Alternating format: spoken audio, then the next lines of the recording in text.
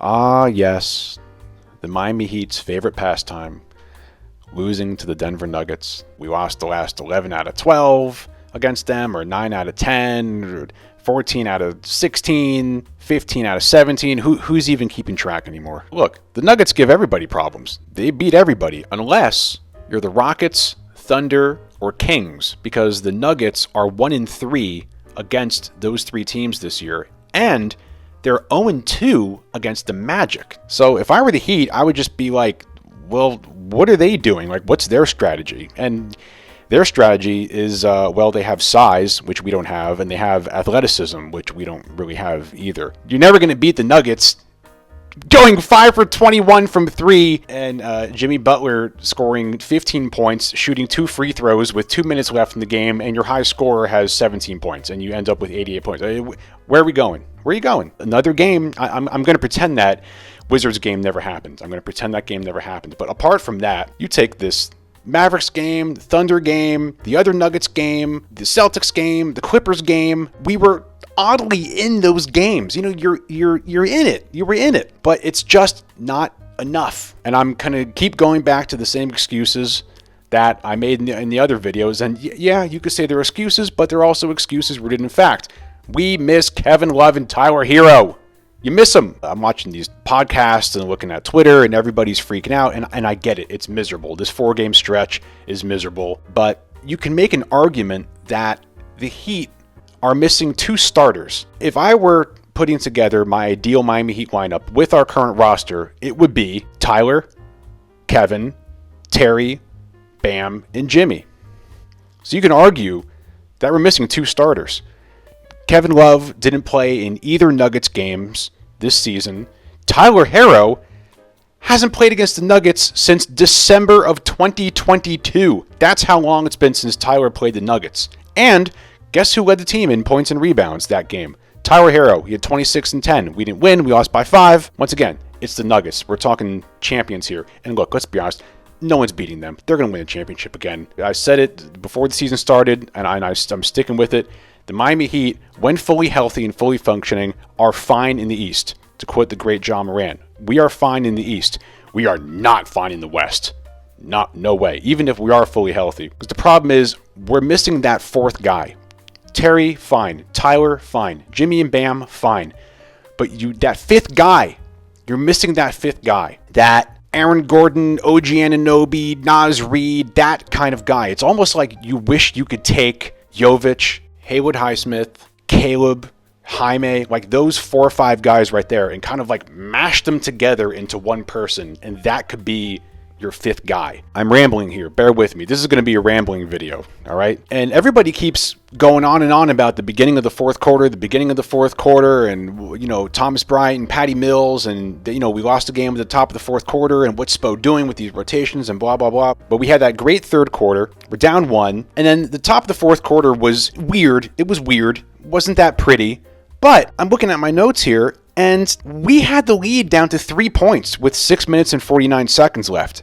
So I don't know how much I agree with the narrative of we lost the game in the beginning of the fourth quarter and that it's all Thomas Bryant and Patty Mills' fault. But in my humble opinion, the game was lost when Reggie Jackson of all people, scores 7 straight points against us. It was a clutch game. We were only down 5 with 5 minutes left. And then Reggie Jackson scores 7 straight points against us. And that's what we never came back from. Obviously, that's not only where we lost the game. We lost the game because, like I said, you're not going to win a game hitting 5 3-pointers. You're not going to win a game where our best player has only 15 points. You're not going to win a game where your high score is 17 points. Not against the Nuggets. You can't even beat the Wizards like that. I mean, by the way, did you see we lost to the Wizards? Then they go ahead and get blown out by the Grizzlies. I was so naive. I was sitting there going into that fourth quarter like, yeah, this is going to be a war. This is going to be a great game. Yeah, it's going to go down to the wire. Oh, blah, blah, blah. A lot of Heat fans are not optimistic right now. I always say I'm optimistic to the point of delusion with this team. I'm a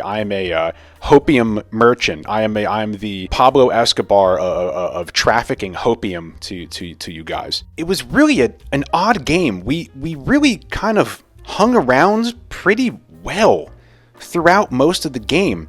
I mean, it started off really ugly. Of course, we let them go on a 15-0 run in the first quarter.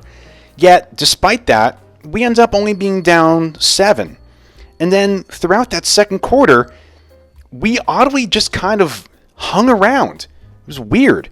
We were only down 6 at halftime. I was thinking like, oh, this is good. It's a low-scoring, in-the-mud kind of game.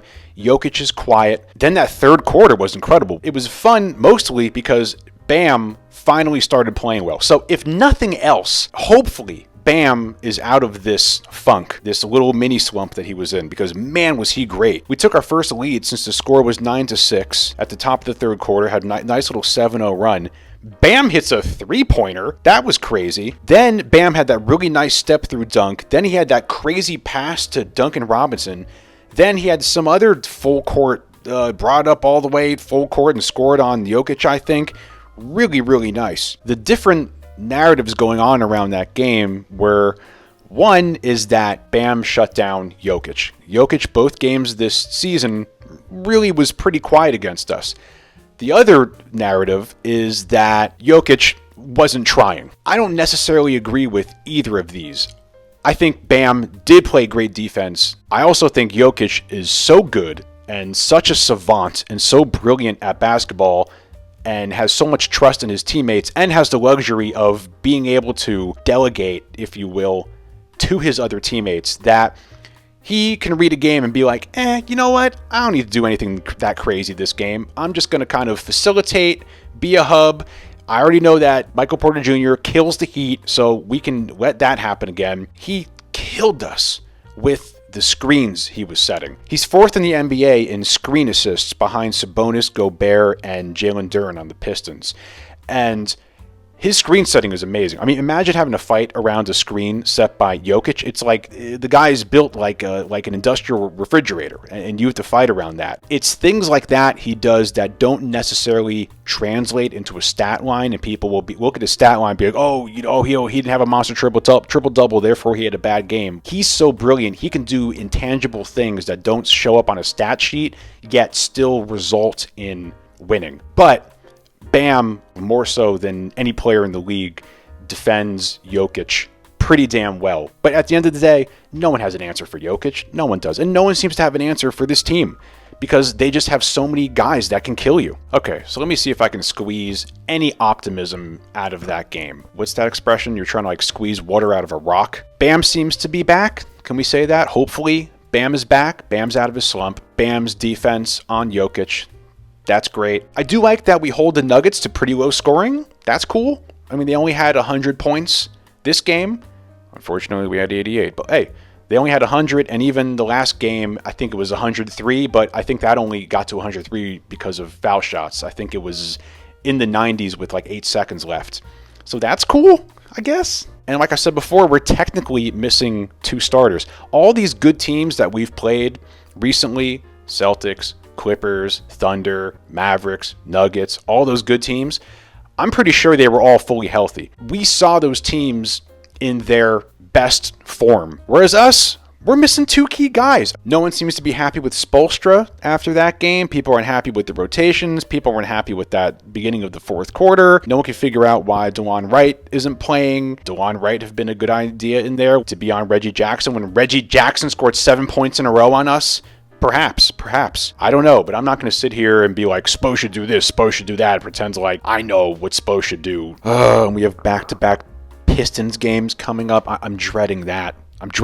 Neither of these Pistons games that we played this year were very pretty. If we win both these Pistons games, I'm going to be partying. I'm going to be partying like we won the championship. Honestly, within the context of these last 4 games, if we could beat the Pistons back-to-back, I'm having a party. At the end of the day, you have to give credit to this Nuggets team. One thing that's very underrated about them is their defense. I think they're 7th in the NBA right now, I saw. They have a better defensive rating than the Heat right now. I mean, our defense has been awful this month, but the Nuggets have an underrated defense, and you can see it's what they do to Jimmy Butler. I mean, Jimmy Butler clearly struggles against them. Another crazy stat is our 3-point attempts. Not only were we not hitting 3-pointers, we weren't even taking 3-pointers. And I guess that's a testament to, once again, Nuggets defense. We only had 13 3-point attempts through the first 3 quarters. Out of the 5 3-pointers that we did hit, one was from Jimmy, who takes like 2 3-pointers a game, and the other one's from Bam,